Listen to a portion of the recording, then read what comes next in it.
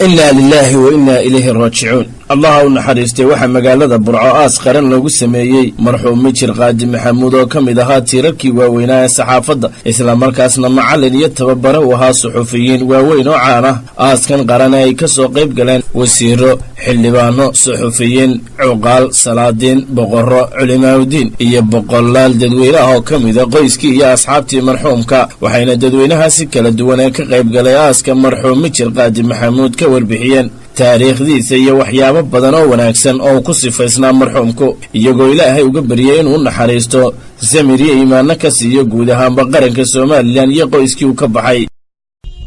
waxaanu ka tacsiyeynaa qaranka Soomaaliland mujaahid Mijir Qaadi Allahu naxariisto marxuumka Mijir Qaadi Maxamuud. إنا إليه راجعون. waxaynu tacsi u direynaa ehelkii qaraabadii marxuum Mijir Qaadi. إنا لله وإنا إليه راجعون. كل نفس ذائقة الموت. qof waliba geeridu la dhaminayaa dayaasha tirsan ee runtii aad iyo aad looga qiimeeyo gobolkan iyo dalka guud ahaanba ayuu ahaa Ilaahay naxariistii janno ha siiyo. waxaan leenahay ehelkii iyo qaraabadii iyo dhammaanteenbana Ilaahay sameeyay iimaan haynaga siiyo. Ilaahay uga baryeynaa Mijir Qaadi Maxamuud inuu jannadiisii ka waraabiyo inuu naxariisto inuu dambigiisii dhaafo. waxaynu tacsiyadeynaynaa runtii qaranka Jamhuuriyadda Soomaaliland qof waliba waa dhimanayaa qofna baaqi ahaan maayo Ilaahay baa baaqi ah. Ilaahay waxaynu u baryeynaa inuu naxariistii janno ka waraabiyo oo su'aasha u fududeeyo oo qabriga u waasiciyo Ilaahay u baryeynaa. maanta waxaynu joognaa aaskii Mijir Qaadi Maxamuud. Mijir Qaadi Maxamuud wuxuu ahaa nin taariikh badan. Mijir Qaadi Ilaahay ha u naxariisto ducuu inooga baahan yahay. Mijir Qaadi wuxuu ahaa nin madaniya wuxuu ahaa nin aqoon-yahana wuxuu ahaa nin kamida tiirarka shaweynta gobolka Togdheer. runtii qoladeenna warbaahintaana si gaar ah ayuu maaragtay inoo taabanaysaa geeridani qaranka Soomaaliland gobolka Togdheer iyo waliba qoyskii iyo qaraabadii raaskii uu ka baxay. waxaanu leenahay Ilaahay waxaanu ka baryeynaa samir iyo iimaan haydi ka siiyo isagana waxaynu Ilaahay uga baryeynaa inuu jannadii firdawsa uu ka waraabiyo. Ilaahu inna ilayhi raaji'uun.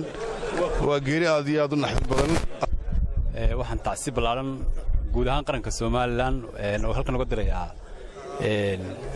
geerida marxuum Mijir Qaadi Maxamuud.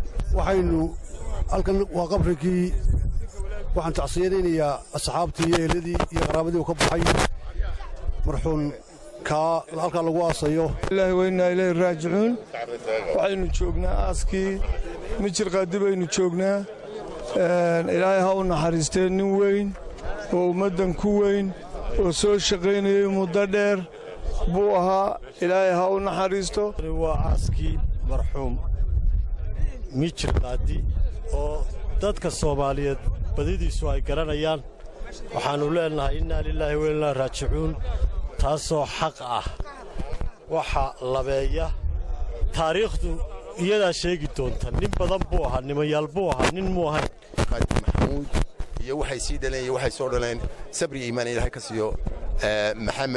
Maxamuud Axmed oo ku magac dheer Mijir Qaadi. maanta waxaynu aaskiisii joognaa mujaahidkii weynaa nin qarankan taariikh u leh isagii aabihiiba Mijir Qaadi Maxamuud.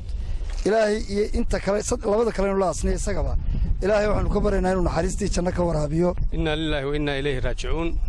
halkan waxaynu ka tacsiyadeynaynaa oo geeridiisa joognaa Maxamuud Axmed oo ku magac dheeraa Mijir Qaadi. cali Mijir Qaadi oo uu dhalay marxuumku iyo laba kamida walaalada marxuumka oo TV-ga qaranku kula kulmay xabaasha dusheeda ayaa iyaguna sheegay tirada qoyskooda iyo carruurtii uu ka tegay marxuumku. iskuulka sheekh buu ka baxay 56kii wuxuu noqday shaqaalihii loo qaatay dhakhtarka cusbitaalka Burco. wuu ka tegey markay ahayd awaakhir 62kii wuxuu ku biiray idaacadda reediyo Hargeysa. waxa uu ka shaqaynayay idaacadda reediyo Hargeysa ilaa 71kii markaasoo haddana xamar loo bedelay ilaa 80kiina uu xamar ku maqnaa markii uu xamar ka yimi 81kii wuxuu ku beeray shabhadda SNM waxaanu madax ka noqday xafiiskii SNM ay ku lahayd magaalada Addis Ababa caruurta uu dhalay waa 3 inan iyo 2 hablood uu iminka ka tegey ee noolde waa cali mishir mustafa mishir iyo cabdi mishir cabdinasiib mishir ayuu ka tegey hablaana hibaaq qiyaaminuu ka tegey warda waa isku midda waxa uu dhalay iyaguna waxay dhaleen waa ilaa 10 qof wuxuu dhalay iyo wuxuu isagu sii dhalay ay sii dhaleen caruurtiisu wuxuu ka tegey 5 qof 3 inan iyo 2 hablood iyo 10 waa hooye